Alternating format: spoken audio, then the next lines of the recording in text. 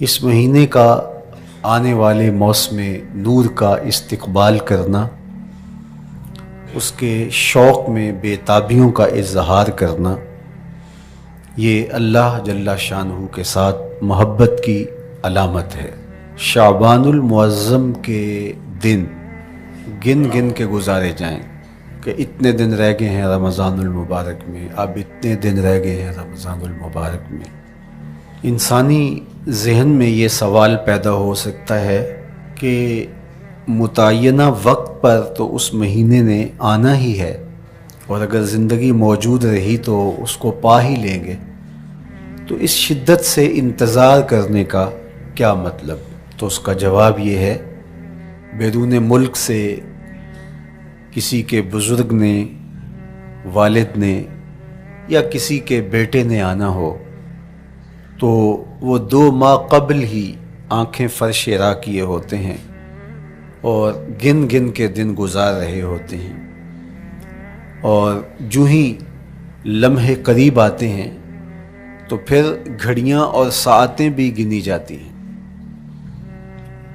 بار بار گھڑی دیکھتے ہیں، ابھی تک پہنچے نہیں، جبکہ یہ طے ہے کہ 5:02 پہ فلائٹ اترے گی۔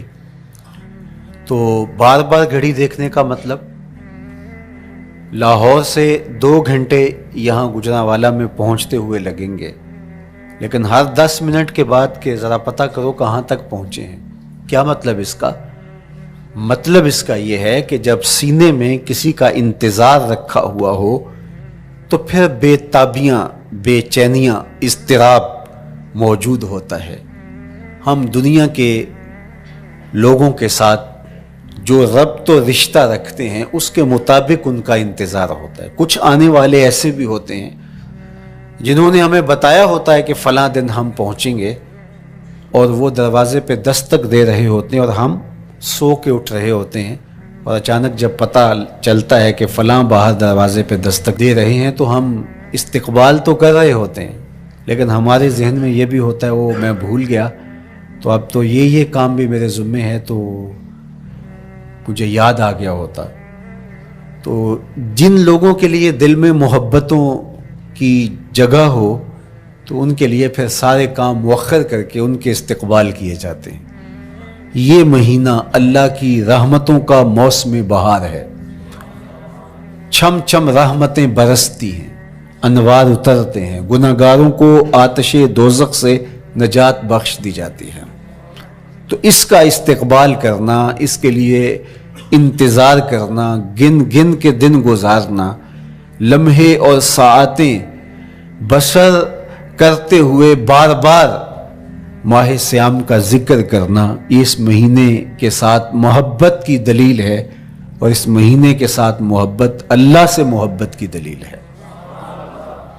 اس لیے اس مہینے کا استقبال کرنا، اس کے لیے تیاری کرنا، اپنے گھر کو صاف کرنا، اس کے لیے اپنی اولاد کے دل میں شوق پیدا کرنا اور ماحول پہلے پیدا کرنے کی کوشش کرنا، تاکہ جو ہی یہ ماہ جلوہ گر ہو تو روزہ رکھنے کا مزاج پیدا ہو چکا ہو، تلاوت کلام مجید کا مزاج پیدا ہو چکا ہو، دیگر نوافل اور اچھے اعمال بجا لانے کی عادت پڑ چکی ہو۔ تو شعبان میں ہی اس کی تیاری ہوتی ہے تاکہ رمضان المبارک آتے ہی ہم پوری طرح سے مستعد اور فعال ہو کر کے اس مہینے کی برکتوں کو سمیٹ لیں۔ اللہ کے محبوب علیہ السلام نے ارشاد فرمایا کہ جب ماہ سیام آتا ہے فتحت ابواب الجنہ، تو جنت کے 8 دروازے کھول دیے جاتے ہیں۔ جنت تو اللہ جل شانہ کی کرم نوازیوں کا ایک ایسا خوبصورت منظر ہے کہ آج تک نہ کسی آنکھ نے اس کو دیکھا، نہ کسی کان نے سنا، اور نہ اس کا کوئی تصور کر سکتا ہے، ایسی خوبصورت بنائی ہے۔ وہاں کی ہوائیں جب چلتی ہیں تو گرد نہیں اڑتا، کستوری اڑتی ہے۔ وہاں دودھ کی، شہد کی، مائے معین، کوثر، سلسبیل کی نہریں بہتی ہیں، موتی زمرد کے محلات بنے ہوئے ہیں، وہ خوبصورت محل اور وہ خوبصورت جنت کا ماحول، لیکن اس کے باوجود اس خوبصورت جنت کو، مرصع جنت کو، نظیف ترین بقعۂ رحمت کو 11 ماہ تک رنگ و روغن کیا جاتا ہے رمضان المبارک کے استقبال کے لیے، اور جب یہ مہینہ آتا ہے تو اس کے دروازے کھول دیے جاتے ہیں، اور جنت کے 8 دروازوں میں سے ایک دروازے کا نام باب الریان رکھا گیا ہے، جو صرف روزہ داروں کے اعزاز و تکریم کے لیے ہے۔ روزہ دار اس دروازے سے گزر کے جنت جاتے ہیں۔ تو آپ اندازہ کیجئے کہ اللہ نے اس ماہ مبارک کو کیا عزت دی ہے، کیا پروٹوکول دیا ہے، کیا تکریم بخشی ہے کہ نبیوں کا امام، امام المرسلین، خاتم الانبیاء، محبوب خدا اس مہینے کے لیے منتظر رہتے کہ یہ مہینہ آنے والا ہے، یہ مہینہ آنے والا ہے۔ حضرت سیدنا سلمان فارسی رضی اللہ تعالی عنہ فرماتے ہیں کہ شعبان کی آخری تاریخ کو حضور نے ایک خطبہ ارشاد کیا۔ بعض علماء نے کہا کہ یہ شعبان کا آخری جمعہ تھا، یا ہو سکتا ہے کہ آخری جمعہ 29 شعبان کو ہی ہو۔ تو رمضان المبارک سے قبل حضور نے یہ خطبہ ارشاد کیا، جو مختلف کتب احادیث میں موجود ہے۔ یا ایھا الناس، اے لوگو، قد اظلکم شہر عظیم، اللہ نے تمہارے اوپر ایک بہت پاکیزہ، پر نور، عالی مرتبت مہینہ سایہ فگن کر دیا ہے۔ شہر فیہ لیلۃ خیر من الف شہر، اس مہینے میں ایک ایسی رات ہے جو 1000 مہینے سے بہتر ہے۔ جعل اللہ صیامہ فریدہ وقیام لیلۃ تطوع، اس مہینے کے دن کے روزے فرض قرار دیے گئے اور راتوں کا قیام نفل بنایا گیا۔ تراویح کی صورت کے اندر راتوں کے قیام کا ماحول پیدا ہوتا ہے، صلاۃ اللیل پڑھی جاتی ہے، نوافل پڑھے جاتے ہیں کثرت کے ساتھ۔ یہ اس مہینے کی شانیں ہیں، یہ اس مہینے کی رونقیں ہیں۔ اس مہینے میں اللہ تعالیٰ نے خاص کرم نوازیاں عطا کی ہیں اہل ایمان کو۔ وَمَن تَقَرَّبَ فِيهِ بِخَصْلَةٍ مِّنَ الْخَيْرِ كَانَ كَمَنْ أَدَّى فَرِيضَةً فِيمَا سَوَاهُ، ایک نفل کا ثواب ایک فرض کے برابر اس مہینے میں کر دیا جاتا ہے۔ وَمَنْ أَدَّى فَرِيضَةً كَانَ كَمَنْ أَدَّى 70 فَرِيضَةً فِيمَا سَوَاهُ، اور اگر کوئی ایک فرض ادا کرتا ہے تو اس کو 70 فرائض کا ثواب ملتا ہے۔ اس قدر نیکیوں کا اجر بڑھا دیا جاتا ہے، ان کی قیمت بڑھا دی جاتی ہے اس مہینے میں۔ اور پھر ارشاد فرمایا وَهُوَ شَهْرُ الصَّبْرِ، یہ صبر کا مہینہ ہے۔ ہونے کے باوجود بھی انسان تناول نہیں کرتا، ٹھنڈا میٹھا مشروب میسر ہے اور زبان کانٹا بن گئی، حلق خشک ہو گیا، لیکن اس کے باوجود بھی ایک گھونٹ حلق سے نیچے اتارنے کا روادار نہیں ہوتا۔ وضو کرتے بھی احتیاط کرتا ہے، کوئی قطرہ آب حلق سے نیچے نہ ٹپک جائے۔ تو یہ صبر سکھاتا ہے۔ جب ہو بھی تو انسان اس سے گریز کرے، تو جب ہوگا نہیں تو پھر انسان صبر کا عادی بن جاتا ہے، تو یہ صبر کی عادت ڈالتا ہے۔ یہ شہر الصبر ہے۔ پھر فرمایا وَالصَّبْرُ ثَوَابُهُ الْجَنَّةُ، اور سنو، صبر کا ثواب جنت ہے۔ جو شخص صابر ہوتا ہے اس کا صلہ جنت کی صورت میں عطا کیا جائے گا۔ وَشَهْرُ الْمَوَاسَاتِ، اور یہ ہمدردی کا مہینہ ہے، باہمی پیار کا مہینہ ہے، الفتیں بانٹنے کا مہینہ ہے، نرم دلی کا مہینہ ہے، ایک دوسرے کے احساس کا مہینہ ہے۔ جب کوئی شخص بھوک اور پیاس کاٹتا ہے تو اس کو پھر محسوس ہوتا ہے، بالخصوص امراء، کہ بھوک کیا بلا ہوتی ہے، اور جو نان شبینہ کو ترستے ہیں اور جنہیں کھانا میسر نہیں آتا ان کی زندگیاں کتنی تلخ ہوتی ہیں۔ تو بھوک اور پیاس احساس پیدا کرتی ہے ان لوگوں کا کہ جو اللہ کی دی ہوئی نعمتوں سے محروم ہیں۔ تو اس لیے یہ ایک قسم کا رحم دلی کا مہینہ ہے، پیار بانٹنے کا مہینہ ہے، یہ الفتیں تقسیم کرنے کا مہینہ ہے۔ وشہر یزاد فیہ رزق المومن، اور یہ ایسا مبارک مہینہ ہے جس میں مومن کا رزق بڑھا دیا جاتا ہے۔ روزہ کھانا بچانے کے لیے، یہ اخراجات کم کرنے کے لیے نہیں ہے، بلکہ اس میں آپ کا رزق اور بڑھ جاتا ہے۔ ایسی ایسی نعمتیں کھانے کو ان لوگوں کو بھی نصیب ہو جاتی ہیں عام دنوں میں جو ان کا مقسوم نہیں ہوتی۔ دسترخوان لگتے ہیں، افطاریاں ہوتی ہیں، سحری کے لمحات ہوتے ہیں، کوئی کسی کو ویسے کھانا کھلائے تو اس دسترخوان پہ کھانے کے لیے آنا اس کا اور رنگ ہوتا ہے۔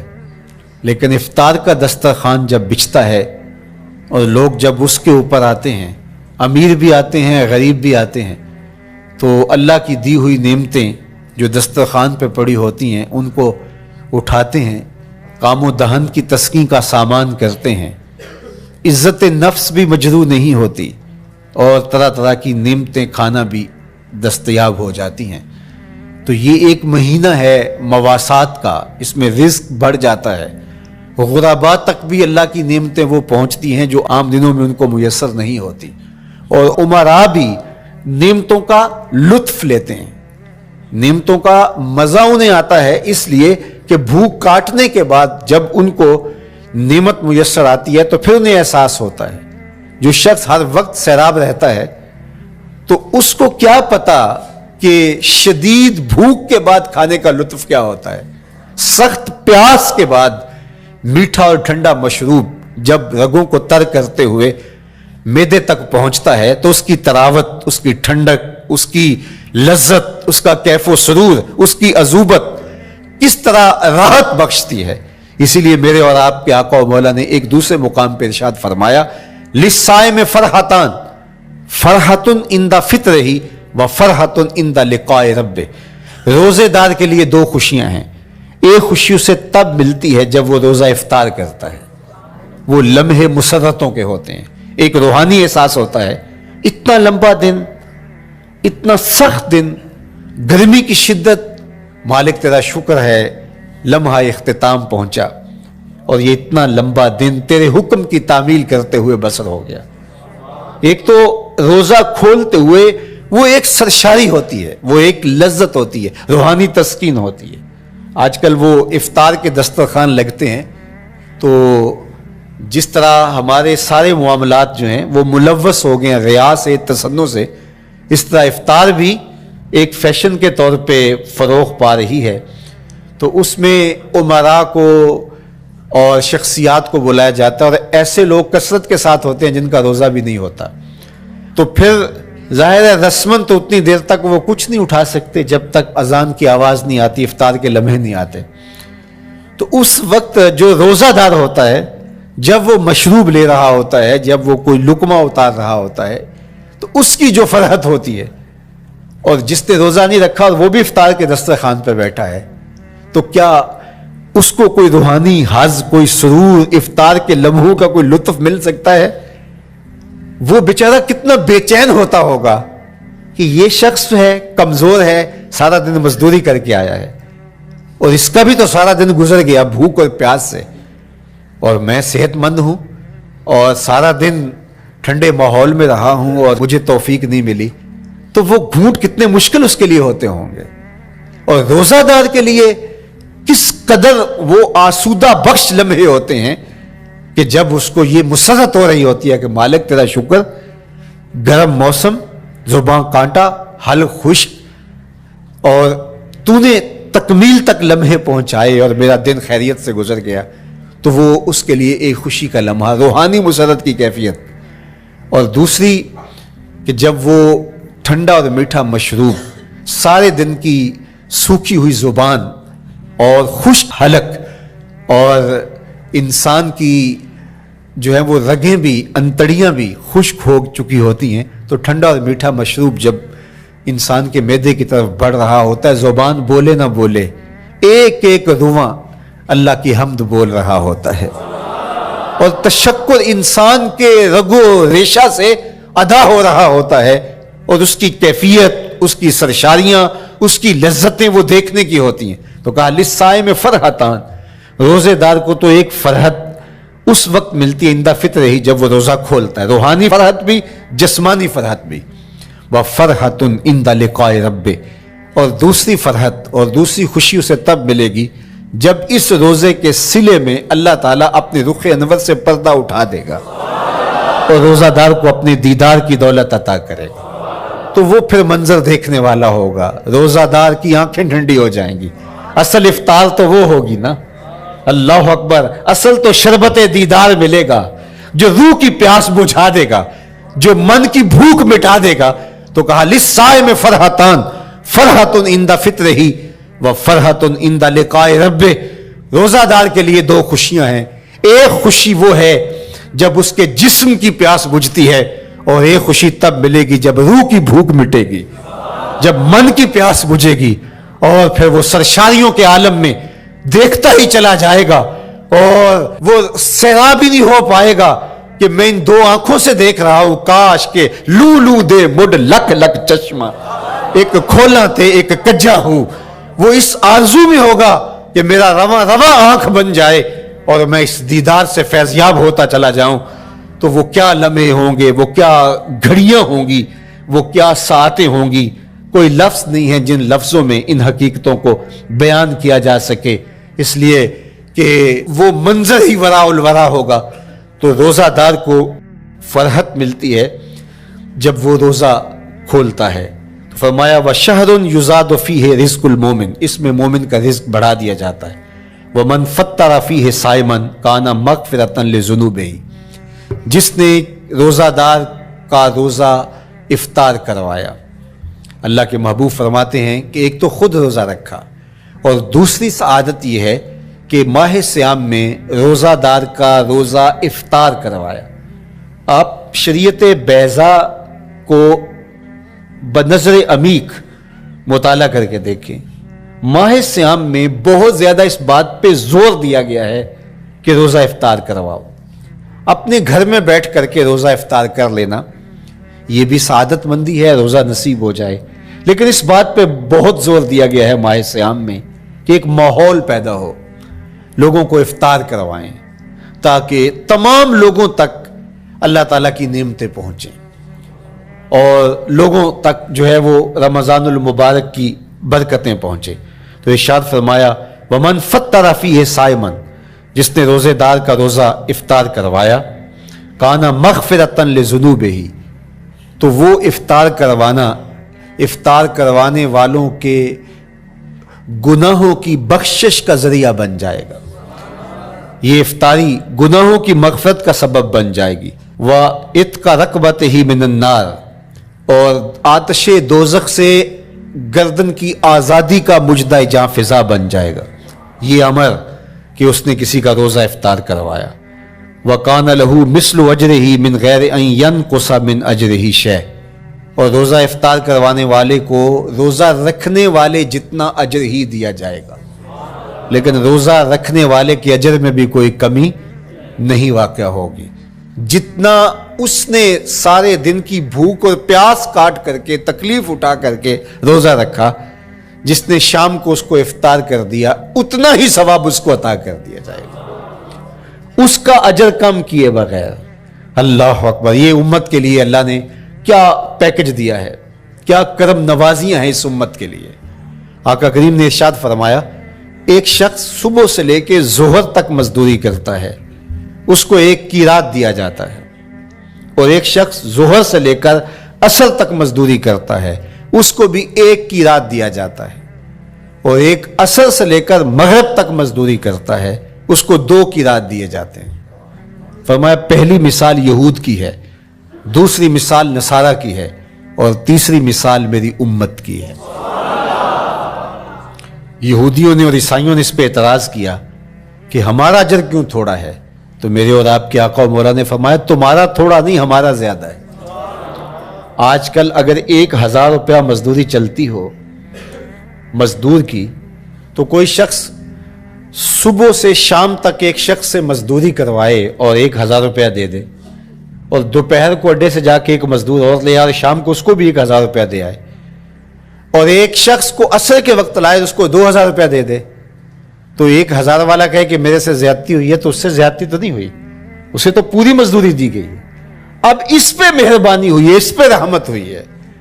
تو کہا یہود اور نصارہ کی یہ مثال ہے, ایک صبح سے ظہر تک مزدوری کرے اس کو 1 قیراط, ایک ظہر سے عصر تک مزدوری کرے اس کو بھی 1 قیراط, اور تیسرا بہت تھوڑا وقت عصر سے مغرب تک مزدوری کرے اس کو 2 قیراط. کہا یہ امت محمدیہ اللہ صاحب الصلوات کو دیا گیا نور ہے.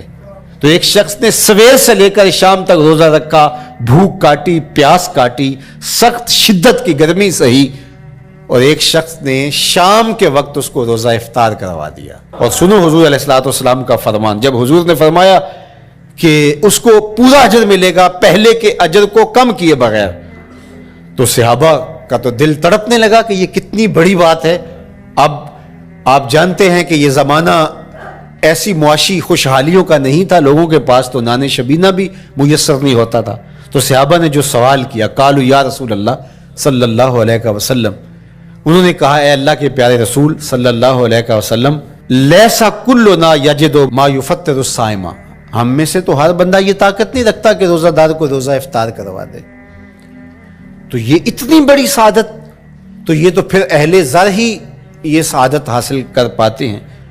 ہمارے جیسے لوگ تو پھر جو مال و دولت نہیں رکھتے تو وہ تو پھر یہ سعادت نہیں حاصل کر پائیں گے.